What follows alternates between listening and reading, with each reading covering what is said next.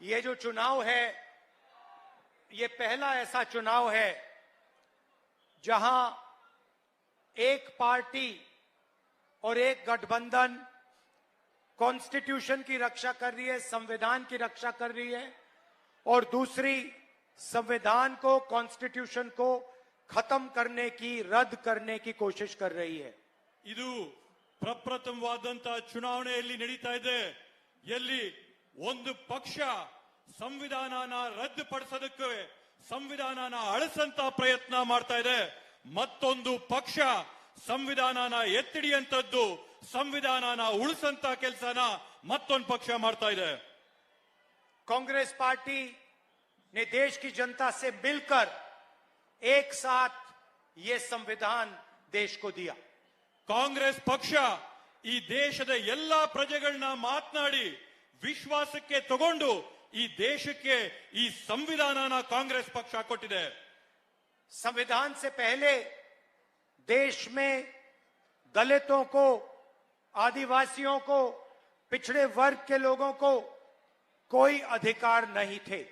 ಈ ಸಂವಿಧಾನ ಬರಕ್ ಮೊದಲು ಈ ದೇಶದಲ್ಲಿರಂತ ದಲಿತರಿಗೆ, ಆದಿವಾಸಿ ಬುಡಕಟ್ಟು ಜನರಿಗೆ, ಹಿಂದುಳಿದವ್ರಿಗೆ, ಬಡವರಿಗೆ ಯಾವೊಂದು ಹಕ್ಕುಗಳು ಕೂಡ ಇರಲಿಲ್ಲ.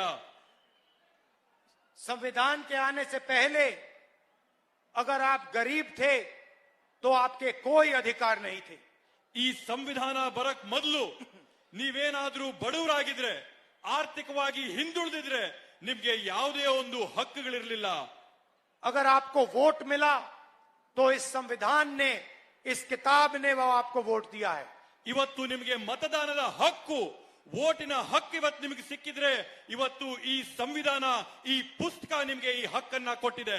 किसानों को सिंचाई का पानी, हरी क्रांति, सफेद क्रांति, इंफ्रास्ट्रक्चर, ये सारे के सारे चीज ये इस किताब ने आपको दिए हैं. ಇವತ್ತು ರೈತರಿಗೆ ಬೆಳೆ ಬೆಳೆಯಕ್ಕೆ ಹರಿಸ್ತಾ ಇರ್ತಕ್ಕಂಥ ನೀರು, ಹಸಿರು ಕ್ರಾಂತಿ, ಅಭಿವೃದ್ಧಿಯಲ್ಲಿರ್ತಕ್ಕಂಥ ಕಾರ್ಖಾನೆಗಳು ಇವೆಲ್ಲ ಸ್ಥಾಪನೆ ಆಗ್ಬೇಕಂತಂದ್ರೆ ಈ ಸಂವಿಧಾನ, ಈ ಪುಸ್ತಕ ಕೊಟ್ಟಿರ್ತಕ್ಕಂಥ ಕೊಡುಗೆ. और अब बीजेपी के नेता सीधा बोल रहे हैं कि वो इस संविधान को बदल देंगे और खत्म कर देंगे. ಇವತ್ತು ನೀವು ಬಿಜೆಪಿಯ ನಾಯಕರು, ನೀವಿವತ್ತು ನೇರವಾಗಿ ಹೇಳ್ತಾ ಇದ್ದೀರಾ, ನಾವು ಈ ಸಂವಿಧಾನನ ಬದಲಾಯಿಸ್ತೀವಿ, ಈ ಸಂವಿಧಾನನ ಅಳಿಸ್ತೀವಿ, ಈ ಸಂವಿಧಾನನ ಮುಗಿಸ್ತೀವಿ ಅಂತ ಹೇಳಿ.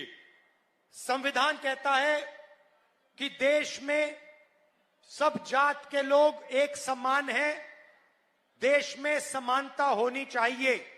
ಈ ಸಂವಿಧಾನ ಏನಂತ ಹೇಳುತ್ತಂದ್ರೆ ದೇಶದಲ್ಲಿರ್ತಕ್ಕಂಥ ಎಲ್ಲಾ ಜಾತಿಗಳು ಕೂಡ ಸಮಾನವಾಗಿದೆ, ಮತ್ತೆ ದೇಶದಲ್ಲಿ समानते इरबेकु अंतेली.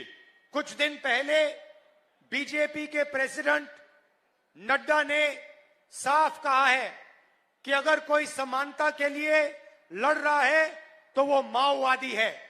ಇವತ್ತು ಬಿಜೆಪಿ ಪಕ್ಷದ ಕಾರ್ಯಾಧ್ಯಕ್ಷರಾಗಿರ್ತಕ್ಕಂಥ ಜೆಪಿ ನಡ್ಡಾ ಅವರು ಹೇಳಿದ್ದಾರೆ, ಈ ದೇಶದಲ್ಲಿ ಸಮಾನತೆಗೆ ಯಾರಾದ್ರೂ ಹೋರಾಟ ಮಾಡಿದ್ರೆ ಅವರೆಲ್ಲರನ್ನು ಕೂಡ ಆತಂಕವಾದಿಗಳು, ಅವರೆಲ್ಲರನ್ನು ಕೂಡ ಭಯೋತ್ಪಾದಕರಂತ ಕರೆದಿದ್ದಾರೆ. मीडिया को